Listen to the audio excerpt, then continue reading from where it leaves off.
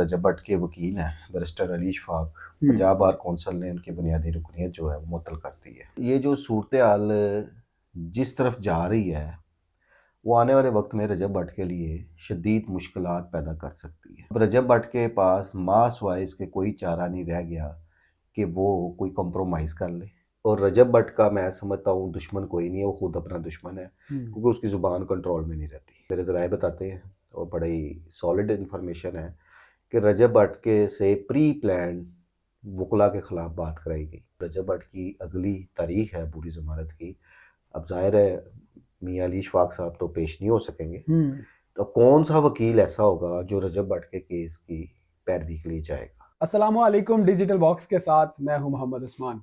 नाजरीन, पिछले दिनों रजब भट्ट पर वकला की जानिब से तशद्दुद किया गया था और रजब भट्ट के वकील ने कई दरख्वास्तें भी दी। दूसरी जानिब के जो वकील थे उन्होंने भी दरख्वास्तें दी, लेकिन अब कुछ बड़ी खबरें जो हैं वो सामने आ गई हैं। वो बड़ी खबरें क्या हैं, इस पर बात करने के लिए मेरे साथ मौजूद हैं senior crime analyst Khurram Pasha साहब। इनसे जानते हैं। सर अस्सलाम वालेकुम। जी वालेकुम सलाम। सर खैरियत से हैं आप? अल्हम्दुलिल्लाह। सर, पहले तशद्दुद, उसके बाद दरख्वास्तें, ये मामला तो चलते रहते हैं, लेकिन आज एक बड़ी खबर आई जो हम अपने नाजरीन को बताने जा रहे हैं। सर, क्या है वो खबर? नहीं। इसमें जो है अभी एक ताज़ा डेवलपमेंट हुई है वो तो ये हुई थी कि जो रजब भट्ट के वकील हैं बैरिस्टर अली इशफाक, हम्म। पंजाब बार कौंसल ने उनकी बुनियादी रुकनीत जो है वो मुअत्तल कर दी है। हम्म। उनका या आप कह सकते हैं कि लाइसेंस मुअत्तल कर दी है। ठीक है। अब ये जो सूरत हाल जिस तरफ जा रही है वो आने वाले वक्त में रजब भट्ट के लिए शदीद मुश्किलात पैदा कर सकती है। हम्म। अब रजब भट्ट के पास मास वाइज के कोई चारा नहीं रह गया कि वो कोई कंप्रोमाइज़ कर ले, इन मामलात को समेट ले। और रजब भट्ट का मैं समझता हूँ दुश्मन कोई नहीं है, वो खुद अपना दुश्मन है, हम्म। क्योंकि उसकी ज़ुबान कंट्रोल में नहीं रहती। जी। गो के ये इतलात मेरे तक हैं, मेरे ज़राए बताते हैं और बड़ी सॉलिड इन्फॉर्मेशन है कि रजब भट्ट के से प्री प्लान वकला के ख़िलाफ़ बात कराई गई ताकि इस सारे केस को मतनाज़ा बनाया जा सके। हम्म। रजब भट्ट ने वीडियो बनाई, उसके बाद वो जो भी उसके साथ सिटी कोर्ट में हुआ वो सबके सामने है। जी। और ये लोग चाह रहे थे हम्म। कि हम वकला को इश्तिहाल दिलाएं, वकला हमारे साथ कोई अभी-नबी करें हम्म। और उसके बाद हम हमदर्दियाँ समेट सकें। ठीक है। एक निजी महफ़िल में नदीम नानीवाला ने इस वाक़या से 2 रोज़ पहले ये बात अपने कुछ ख़ास दोस्तों को कही कि 2 रोज़ बाद सूरत हाल यकसर तब्दील होगी और आप देखना कि किस तरह हवाओं का रुख हमदर्दियों का हमारी तरफ आ जाएगा। हम्म। वो असल में ये सारी प्लानिंग थी कि हम एक वीडियो रजब भट्ट से बनवाई जाए जिसमें वो वकला के ख़िलाफ़ बात करे, वकला इश्तिहाल में आए रजब भट्ट के साथ। ज़ाहिर है जब आप वकला के ख़िलाफ़ बात करेंगे हम्म। तो ये कोर्ट की हदूद में जो कुछ हुआ वो पहली दफ़ा नहीं हुआ। या तो हम्म। कोर्ट की हदूद में पुलिस वालों को भी मार पड़ जाती है और ये चलता आ रहा है। और वकला की जो सबसे बड़ी कामयाबी मैं समझता हूँ जो इस मुल्क में है वो है उनकी यूनिटी। ठीक है। अब आप देखें कि मामला कराची में हुआ, हम्म। उसमें सिंध बार कौंसल पहले खड़ी हो गई, कराची बार एसोसिएशन खड़ी हो गई हम्म। अपने वकील की फेवर में, और अब पंजाब बार कौंसल ने भी अपनी वकला बरादरी की हमायत का ऐलान कर दिया है, जिससे ये अंदाज़ा होता है कि आप देखें ना कि जिस तरह बैरिस्टर अली इशफाक का लाइसेंस मुअत्तल किया गया है। हम्म। तो इसमें अब मैं तो ये सोच रहा हूँ कि अब जब रजब भट्ट की अगली तारीख है पूरी ज़मानत की, अब ज़ाहिर है मियाँ अली इशफाक साहब तो पेश नहीं हो सकेंगे, हम्म। तो कौन सा वकील ऐसा होगा जो रजब भट्ट के केस की पैरवी के लिए जाएगा। अब सिंध से तो कोई वकील मेरा नहीं ख्याल कि अपने वकील भाई के ख़िलाफ़ खड़ा हो और वो हम्म। रजब भट्ट का वकालतनामा जमा कराएगा। तो ये जो सारी सूरत हाल है ये रजब भट्ट के लिए मुश्किलात का जो एक पहाड़ है जी। वो नज़र आ रहा है। पाशा साहब, जब पिछले दिनों रजब भट्ट पर तशद्दुद हुआ था वकीलों की जानिब से, तो बाद में कुछ तस्वीरें, वीडियो सामने आई कि रजब भट्ट ने माफ़ी मांग ली, ऐसा सोलंकी साहब का कहना था। तो क्या आप समझते हैं कि अब जो है रजब भट्ट दोबारा से जो माफ़ी मांगेगा, फिर जो है ये सारा मामला ख़त्म किया जाएगा? देखो, मैं एक चीज़ समझता हूँ कि दुनिया का कौन सा ऐसा मसला है जो टेबल टॉक पर हल नहीं होता। हम्म। यहाँ जंगें भी जब होती हैं ना तो एंड टेबल टॉक करनी पड़ती है। जी। तो रजब भट्ट के लिए अब जो एक रास्ता नज़र आ रहा है वो है टेबल टॉक का। हम्म। उसमें रजब भट्ट का तल्लक तो बहुत है। अब रजब भट्ट के पीछे बड़ी अहम क़ुव्वतें भी हैं। रजब भट्ट को जो लोग यकीन दहानियाँ करा के वापस लाए हैं वो सब रजब भट्ट के साथ तो खड़े हैं। तो अब कोई ऐसा रास्ता निकालना चाहिए कि जिससे कोई नेगोशिएशन हो जाए और ये मामलात ख़त्म हो जाए। लेकिन रजब भट्ट एक अग्रेसिव तबीयत में रहता है, आपको पता है। वो खुद अपने मुंह से कोई ना कोई ऐसी मुतनाज़ा बातें कर देता है जो उसके गले का पार में फंदा बनी होती हैं।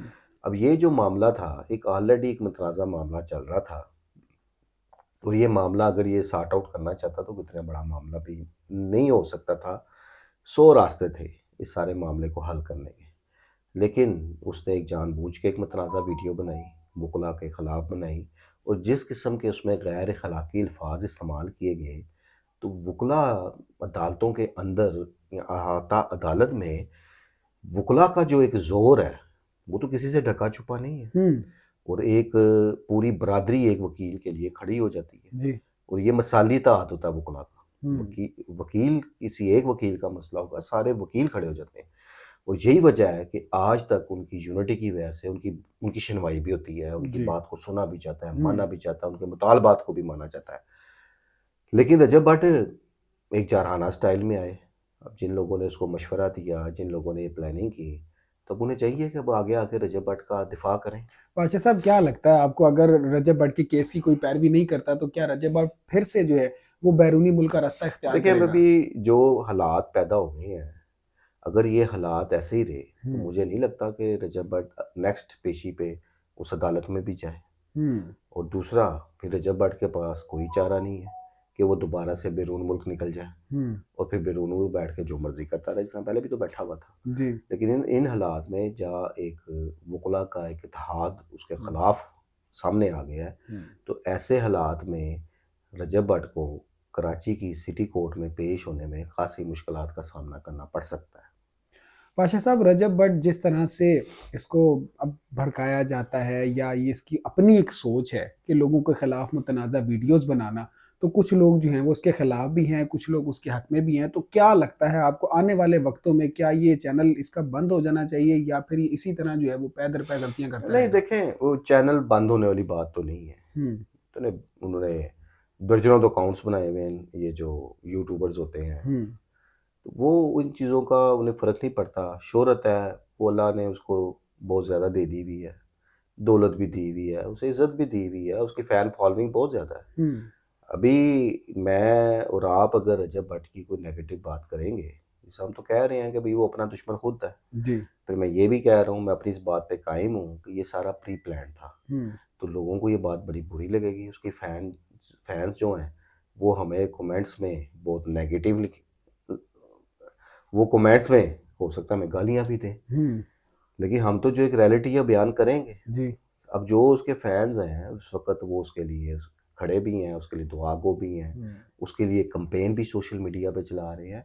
लेकिन जो वकला इत्तेहाद है, मेरा नहीं ख्याल अब वकला के इस इत्तेहाद के आगे रजब भट्ट खड़ा हो सकेगा। पाशा साहब, आखिर में मुझे ये बताइएगा कि रजब भट्ट के वकील का लाइसेंस मुअत्तल होने के बाद सुलंगी साहब का कोई बयान सामने आया कि नहीं आया?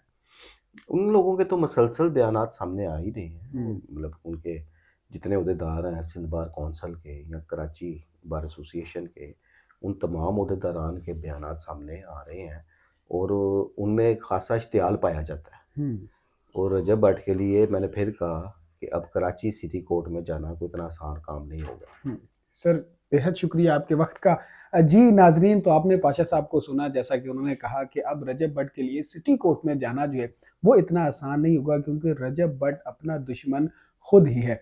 इस बारे में आपकी क्या राय है, हमें कमेंट सेक्शन में ज़रूर आगाह करें। अपना बेहद ख्याल रखें, अपने मेज़बान को इजाज़त दीजिए। अल्लाह आपका हामी व नासिर हो।